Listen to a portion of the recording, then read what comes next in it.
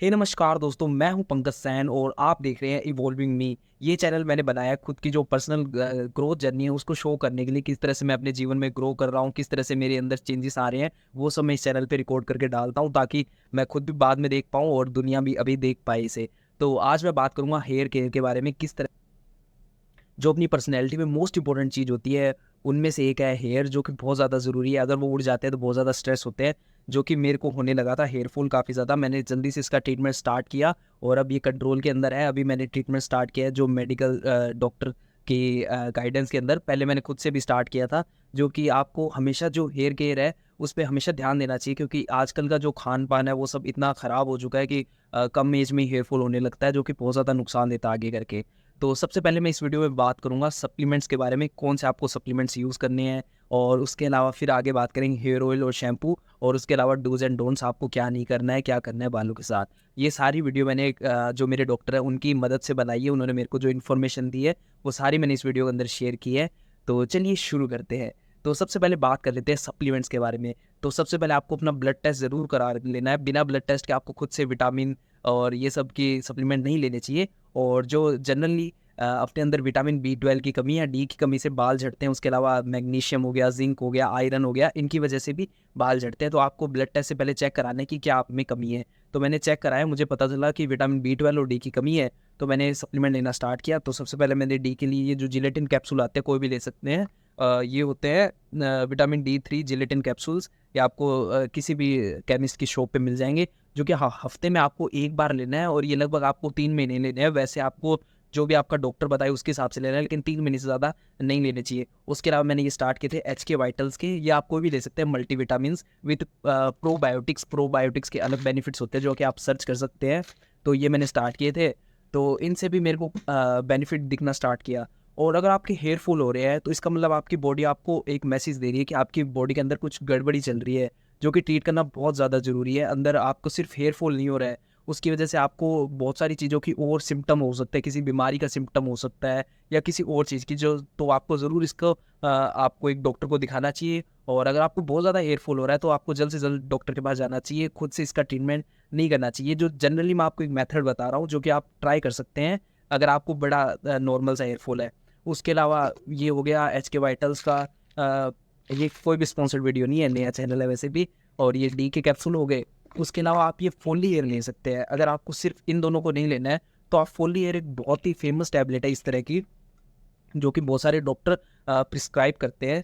तो मैं आपको बता दूं कि इसके अंदर बहुत सारे अमीनो एसिड है जो कि बालों के लिए बहुत ज़्यादा ज़रूरी होते हैं, क्योंकि बाल बेसिकली कैरेटिन, प्रोटीन, इन सब से बने होते हैं। तो ये मेरे को डॉक्टर ने प्रिस्क्राइब की थी, लेकिन ये आप इसको खुद भी ले सकते हैं। अमेजोन, फ्लिपकार्ट पे मिल जाती है, लेकिन ये काफ़ी महंगी आती है। ये मेरे को 2 ली थी मैंने, 1000 की पड़ी थी, और MRP 630 की है। इसके अंदर आपको मिलेंगे, मैं बता देता हूँ, इंग्रेडिएंट्स में बहुत सारे विटामिन हैं, और उसके अलावा मिनरल्स है, calcium, magnesium, iron, zinc, manganese, copper, और इसके अंदर बॉटनिकल एक्सट्रैक्ट्स है। और इन सब चीज़ों की वजह से ये बालों के लिए बहुत ज़्यादा अच्छे होते हैं। ये आपको 3 महीने तक लेनी पड़ेगी। जो भी ज़्यादातर दवाइयाँ होती है बालों के लिए वो 3 महीने या उससे लंबे टाइम तक चलती है, क्योंकि इसको रिजल्ट दिखाने में आपको थोड़ा टाइम लगता है। तो सप्लीमेंट्स की बात हो गई। इसके अलावा आपको जो नेचुरल सप्लीमेंट्स उन पे खास ध्यान देना है, मतलब कि डाइट पे आपकी बहुत ध्यान देना है, क्योंकि ये चीज़ें आप लगातार नहीं ले सकते हो। आपकी डाइट अच्छी होनी चाहिए। डाइट में आपको, अगर आप नॉन वेजिटेरियन हो तो आपको फ़िश ऑयल और फ़िश, चिकन, एग्स, जो कि बालों के लिए बहुत ज़्यादा अच्छे हैं, इनमें प्रोटीन वगैरह होते हैं। अगर आप वेज हो तो भी बहुत सारे ऑप्शन है, सम ऑप्शन है। पनीर खा सकते हो आप, दूध ले सकते हो, कर्ड बहुत अच्छा है। उसके अलावा आप हरी सब्जियां खा सकते हैं, आयरन बहुत ज़्यादा होता है उनमें।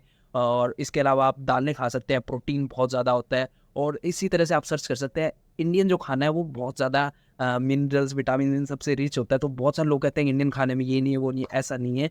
अच्छा खासा इंडियन खाना भरपूर होता है सेहत के साथ, सारे मिनरल्स है, हरी सब्जियां खाओ।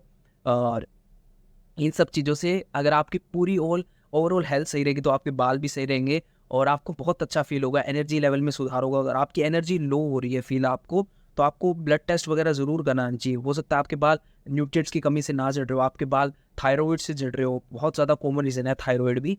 तो जो कि मेरे डॉक्टर ने बताया, मैंने चेक कराया तो मेरा थायराइड तो नॉर्मल था। लेकिन बहुत सारे लोग सप्लीमेंट लेते रहते हैं, उन्हें पता ही नहीं होता थायराइड की वजह से बाल झड़ रहे हैं। तो ये भी आपको एक बार चेक करा लेना है। और अब बात कर लेते हैं विटामिन डी। विटामिन डी बहुत सारे लोगों में कमी देखी गई है। इंडिया में काफ़ी ज़्यादा लोगों में 80-90% में जो लेवल होते हैं उसमें कमी होते हैं।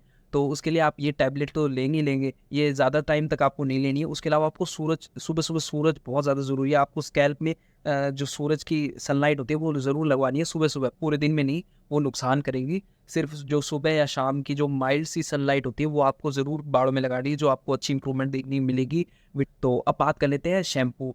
तो शैम्पू मैं फ़िलहाल यूज़ कर रहा हूँ, ये वाला जो सेलेनियम सल्फाइड टॉपिकल सस्पेंशन, इस तरह का है, ये मेडिकेटेड शैम्पू है, जो कि डॉक्टर ने दिया था। मेरे बालों में डैंड्रफ था, डैंड्रफ से भी बाल झड़ते हैं, सफ़ेद होते हैं। और फिलहाल दूसरा शैम्पू मेरे को डॉक्टर ने दिया जो कि सैलिसिलिक शैम्पू है ये, सैलिसिलिक एसिड शैम्पू, ये लोकल उसी का ब्रांड है डॉक्टर का। तो उन्होंने मेरे को ये दोनों शैम्पू दिए हैं।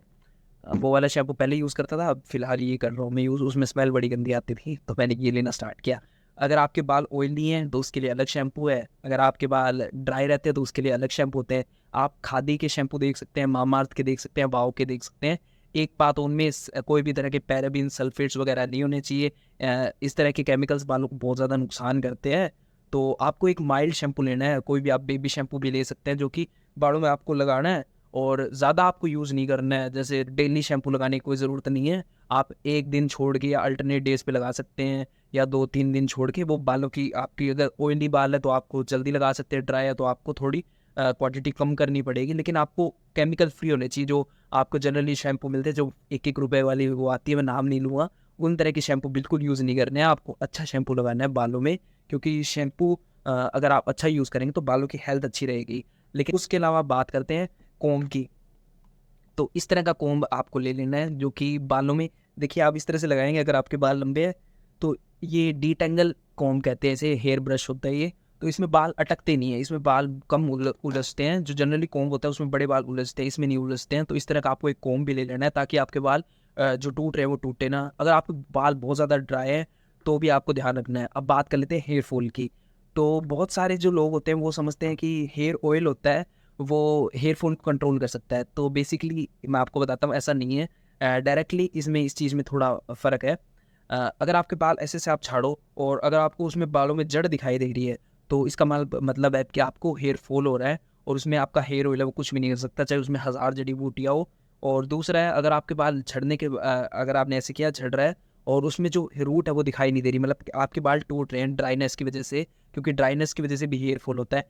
तो उसमें आप कोई भी हेयर ऑयल लगाओ, तो आपको उसमें रिज़ल्ट दिखाई देगा। बस उसमें हेयर ऑयल में एक चीज़ ध्यान रखना कि केमिकल फ्री होना चाहिए। कोई भी आपको खुशबू नहीं यूज़ करनी, कोकोनट ऑयल यूज़ कर सकते हो। मैं बेसिक जो पैराशूट का कोल्ड प्रेस्ड कोकोनट ऑयल आता है, वो यूज़ करता हूँ, ताकि बालों में जो और ख़राब इफ़ेक्ट है वो ना दिखाई दे। बेसिकली थोड़े मॉइस्चराइज़ रहें। मेरी जो बाल है वो ड्राई है काफ़ी, तो मेरे को हेयर ऑयल लगाना पड़ता है।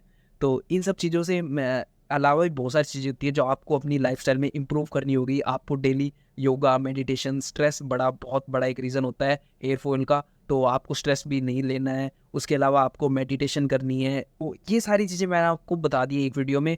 तो हेयर फॉल के आपको बहुत सारे रीज़न हो सकते हैं, सिर्फ़ आपकी सप्लीमेंट की कमी है, ऐसा नहीं है। आपके बहुत सारी और चीज़ें कमी हो सकती है, आपको स्ट्रेस हो सकता है, थायरॉइड हो सकता है, और कोई बीमारी हो सकती है। तो अगर आपका एक्सेसिव हेयर फॉल हो रहा है तो जल्द से जल्द आपको डॉक्टर के पास जाना चाहिए, खुद से ट्रीटमेंट नहीं करना चाहिए, क्योंकि अर्ली स्टेज पे अगर आप इसका ट्रीटमेंट स्टार्ट करेंगे जैसे कि मैंने किया, तो आपको रिजल्ट दिख जाएंगे कि मेरे को कितने जल्दी कंट्रोल हो गया था ये सब। तो आशा करता हूँ आपको ये वीडियो पसंद आई। अगर आपको कोई भी सवाल है तो आप मुझे कमेंट सेक्शन में पूछ सकते हैं।